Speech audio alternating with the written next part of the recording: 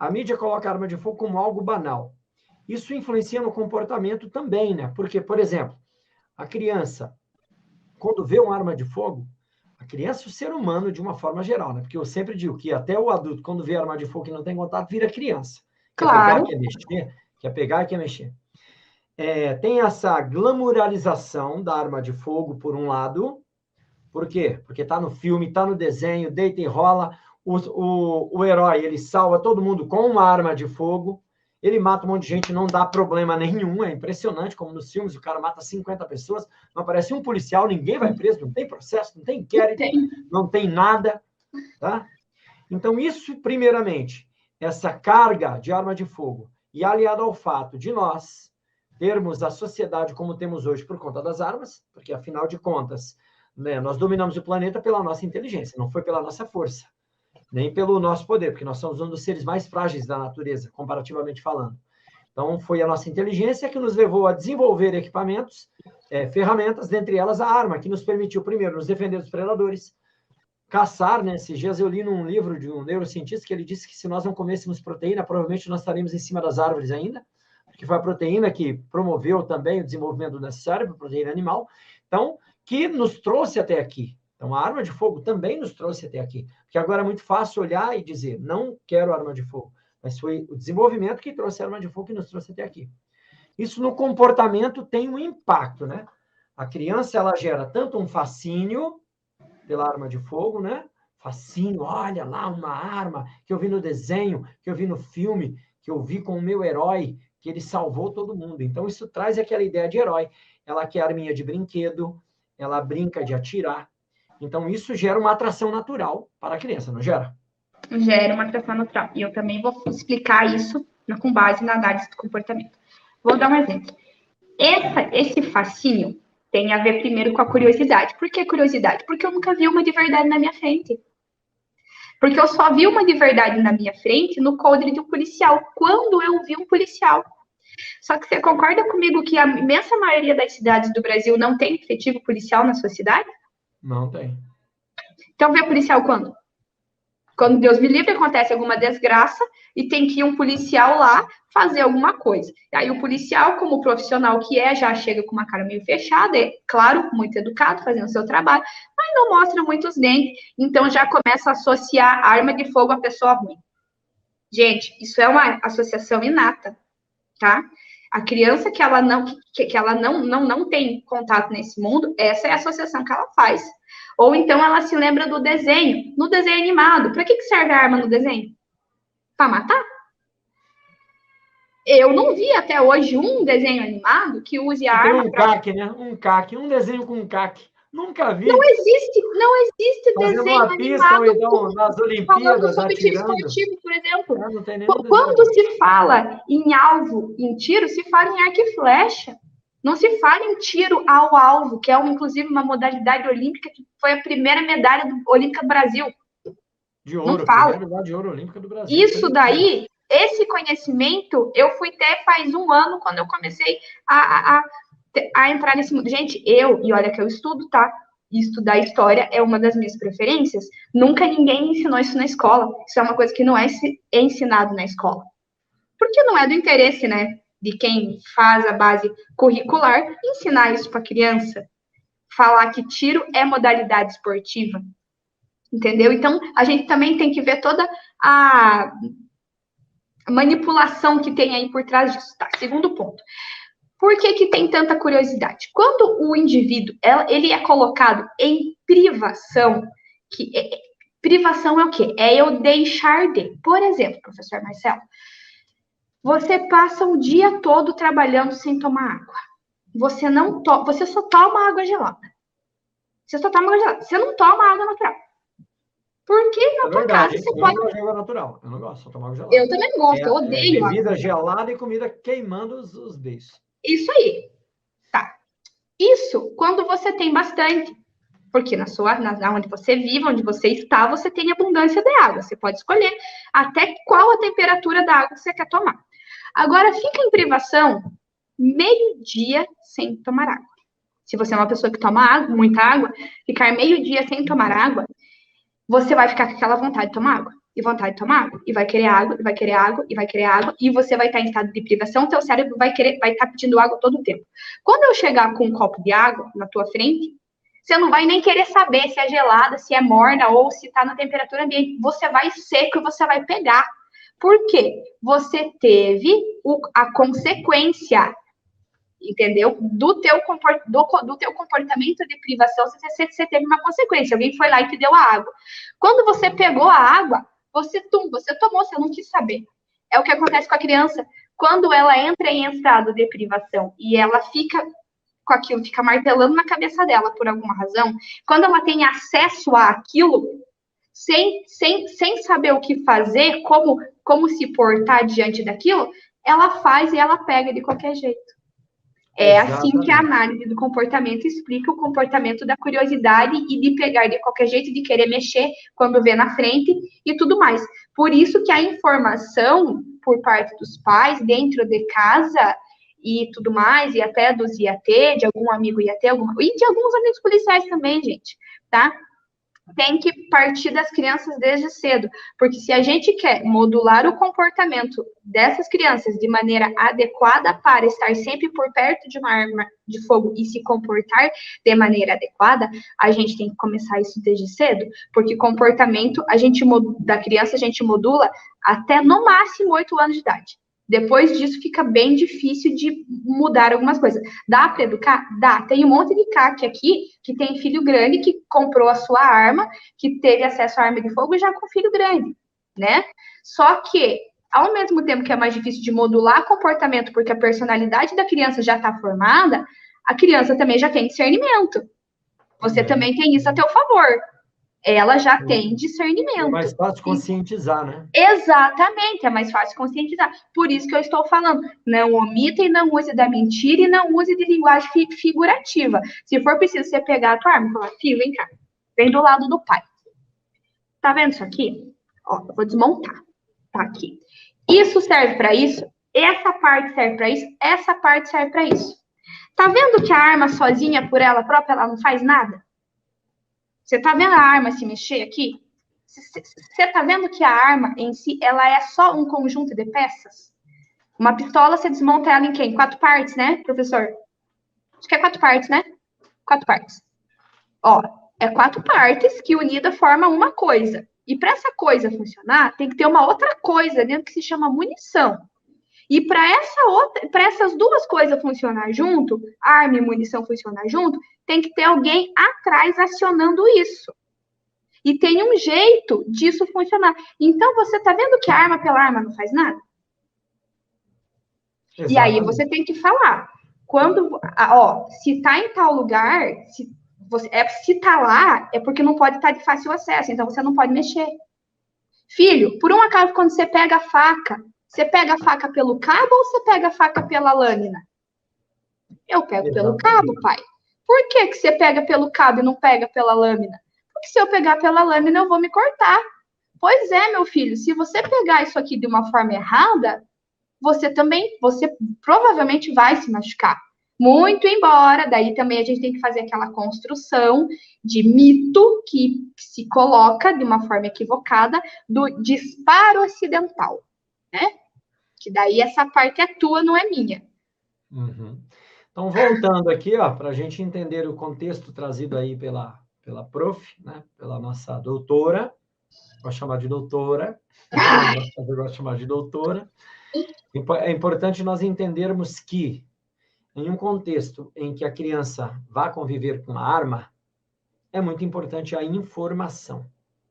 E aí, alguns pontos que eu, como pai, tenho como experiência, que criei filhos com arma de fogo dentro de casa, estou criando agora o Davi, também com arma de fogo dentro de casa, primeiro, por força da minha profissão. Segundo, se também não fosse policial, eu escolheria ter uma arma de fogo e teria da mesma forma, porque é um direito meu ter uma arma de fogo, tá? E aí a questão da curiosidade. Como disse a prof, a curiosidade é um grande inimigo. Então, tirar essa curiosidade. E algumas pessoas acreditam que vão conseguir isolar completamente a arma de fogo da criança. E primeiro, nós somos falíveis, então em algum momento eu posso deixar a arma de forma que fique acessível, infelizmente, porque somos falíveis.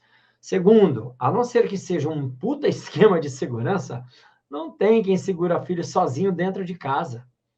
Então, todos os alunos que a gente vem, porque a gente dedica uma parte para esse debate, todos os cursos aqui, vários alunos relatam, não, quando eu era criança, meu pai tinha uma arma, ele escondia em cima do guarda-roupa, atrás da geladeira. Era só ele sair que a gente ia lá, pegava e brincava. Por quê? A curiosidade mais o proibido. Isso é proibido. Então, como disse aí a doutora, o que fazer? Ora, primeiro, tirar a curiosidade. Traga aqui as para você. Você quer pegar? Só pedir, é só me falar, porque eu vou te mostrar com segurança. Segundo, responsabilidade. Isso aqui faz mal se não for feito da forma certa. Mostrar, principalmente quando os meus filhos amadureceram mais, eu mostrava as notícias, mostrava, né, o vídeo, claro. Nunca os expus à violência, né? Mas eu mostrava, principalmente reportagens, olha, isso aqui pode fazer isso, pode fazer aquilo. Então, quando quiser usar, é só pedir para o papai, que o papai vai te mostrar na hora.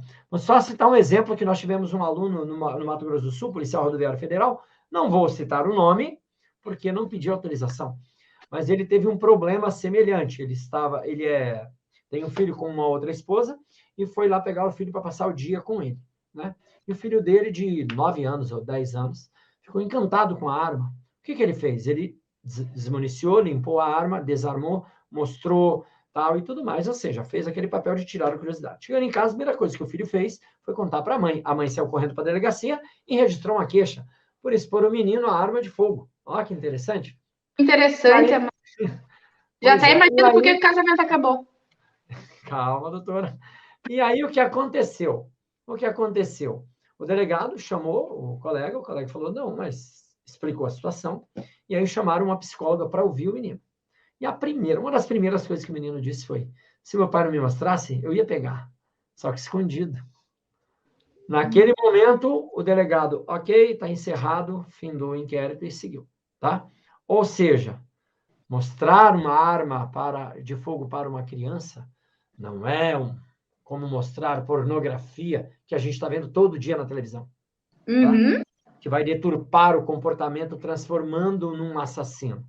Ao contrário, principalmente se você tem arma de fogo, seu filho tem que perder essa curiosidade. Só que aí tem um detalhe interessante. E se por acaso você conseguir isolar a arma, mas o seu filho tenha contato com a arma de fogo em outro lugar? Como a maioria dos nossos alunos aqui diz que chamava os amiguinhos para brincar em casa. Ou então, que tem outros amigos que são policiais e que seu filho está lá, de repente a arma está descuidada, e ele não sabe. Ou então, na escola, já tivemos vários casos de alunos levarem arma para a escola, e ao invés de ter aquela noção de cautela do risco e chamar um responsável, vamos lá, vamos pegar, vamos fazer, vamos acontecer. Então, isso é importante, né, doutora? Esse passo de conscientizar, informando, tirando a curiosidade, transformando como objeto qualquer dentro de casa, com as devidas restrições, no local seguro. Não é para deixar descuidado, não, negativo. Não. Pode até não dar aquele pulo do gato, né, a trava, o alimentar, não precisa dizer tudo, mas falar do funcionamento, tirar a curiosidade, deixar mexer, porque quando estiver sozinho ele saberá como agir. O que você acha? Eu acho perfeito. Essa questão do e como ele vai fazer num local que não é um ambiente estruturado familiar, que ele sabe onde está e não pode mexer, sabe o que pode e o que não pode, e aí como é que faz? Gente, faz da mesma forma. Se você ensinar ele desde o início, olha, você não pode por isso, e daí você vai expor as suas razões. Você é pai e mãe, você tem que saber explicar, né? Não vou aqui dar aula de como educar filhos, né? Mas quando ele é educado desde o início a não mexer, principalmente naquilo que não é dele, e é perigoso mexer naquilo que não é dele, ele vai criando dentro dele aquela questão assim de eu não posso porque eu fui educado a não fazer isso. Gente, é a mesma coisa, se aplica a mesma regra na questão do uso de droga. Alguém, por um acaso, oferece droga para uma criança, para o teu filho, dentro da tua casa? Não. Oferece fora. Não é dentro da sua casa, que ele vai ter o contato com a primeira pessoa que vai vir, porventura, oferecer droga para ele. É fora. E é fora em qualquer ambiente que você possa pensar. Só que o que você faz? Você ensina. Você fala que não pode. Você faz um trabalho desde muito cedo, por muitos anos da sua vida, prevenindo que o seu filho não tenha contato. E se tiver contato, diga o quê? Não. Quando alguém oferecer algum tipo de droga para ele. E mesmo assim, mesmo fazendo tudo isso, tem o deslize da tal da curiosidade, porque é proibido, vai lá e às vezes experimenta alguma coisa. Só que tem que explicar que, guardadas as devidas proporções, você mexer ou pegar numa arma de fogo é muito mais perigoso. Porque quando você experimenta algum tipo de droga, você, primeira vez, você está causando mal a quem? Teoricamente, só a você. Só que quando você faz isso na casa do outro, mexendo na arma que é do outro, do pai de um amiguinho teu, você está causando um mal muito maior. E quando a gente fala de criança, por que a gente fala de treinar habilidade social e modular comportamento? Justamente por isso, professor, porque a gente não está do lado deles o tempo inteiro. A gente não cria filho numa bolha, a gente não cria criança numa bolha. A gente fica perto deles um certo tempo. Vou dar um exemplo. Você fala, olha, por mais que você cuide, tem criança que vai na escola desde o primeiro aninho de idade. Então, você não está perto a todo momento. Por que você cuida tanto da educação do teu filho? Para que quando ele tenha influências diversas, essas influências diversas não firam a qualidade da moralidade que você está ensinando para ele.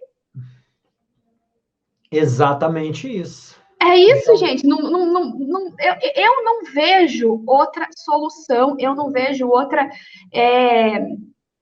maneira de você lidar com isso, a não ser desde sempre voltando à primeira coisa que eu falei, informando. E nós que somos CAC, a gente não informa as pessoas todo dia? Sim, todo dia a gente não está informando? A gente não está falando? A gente não está falando, olha, esclarecendo, fazendo postagem e repostando e falando uma coisa ou outra. A gente vai para o clube, posta uma foto, mostra uma foto para algum amigo, mostra para alguém da própria família que tem aquele medo, fala assim, o ambiente é seguro, pessoas que estão lá são pessoas sérias, tal, eu tenho para me proteger, ou eu tenho para prática esportiva, ou às vezes eu não tenho para nada, eu quero gastar meu dinheiro, eu quero comprar 30 armas, botar no meu nome, botar no cofre. Se você quiser, o direito é teu. Se quiser, se você tem dinheiro e você quer, colecionador, filho. Se você não quiser dar um tiro e ter 30 armas dentro de casa, seu direito.